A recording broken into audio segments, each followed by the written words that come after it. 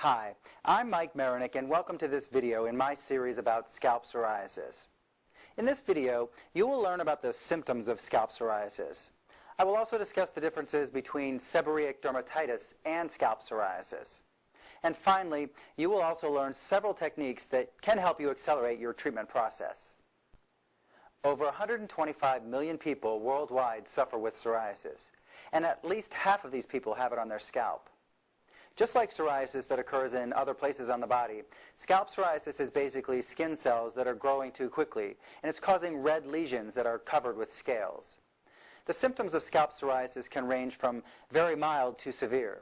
In mild cases, you will usually see very slight, fine scaling. Both conditions cause scaling. However, the scales for seborrheic dermatitis will appear yellowish and greasy. For scalp psoriasis, the scales will appear dry or powdery and often have a silver look to them. Many people confuse the two, but in either case, the treatment options are often the same.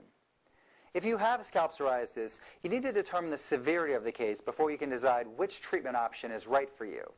If your scalp psoriasis is moderate to severe, then you need to consider a preparation treatment called scale softening and removal. If your psoriasis is only mild, or if it has just recently occurred on your scalp, then you can proceed to my next video where I will discuss all of the different treatment options for scalp psoriasis. For most people, if you have found my video series, then I'm pretty sure that your condition is most likely moderate to severe. So I'd like to take some time to discuss the process of scale softening and removal. Before proceeding with any topical application of medicine, the first step you should take in treating your scalp psoriasis is to remove or lift any scales or psoriasis plaques. By lifting the scales first, it will make it easier for topical medications to penetrate and clear the plaques. There are several ways to soften and remove the scales. You might want to try a scale softener product.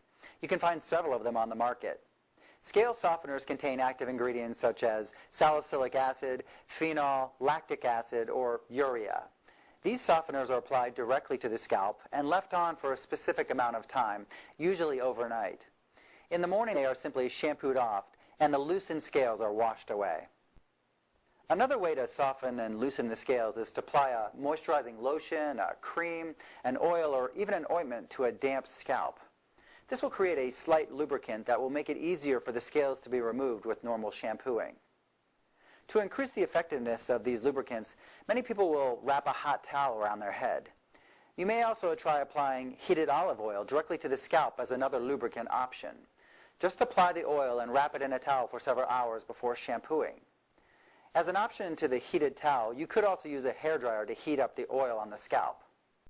For some people, even the best softening products will not be enough, and you may need to help the process along. You can do this by using a round brush or fine-tooth comb. By combing gently with a light circular motion, you should be able to slightly exfoliate the scales. If you choose to use a comb, try holding it almost flat against your scalp while running it through your hair. Once the scales are loosened, you may shampoo the head to flush the scales from your scalp and out of your hair. It is very important that you're not too rough on your scalp. You need to be very careful not to break the skin, or you could develop an infection in the area. Also, vigorous removal of scales can cause the hair to break off, causing temporary hair loss. And one last thing to remember, psoriasis is often brought on by some type of trauma to the body. If you're too rough on your scalp and you break the skin, you could trigger more psoriasis to occur in this area. So please be careful when using these techniques.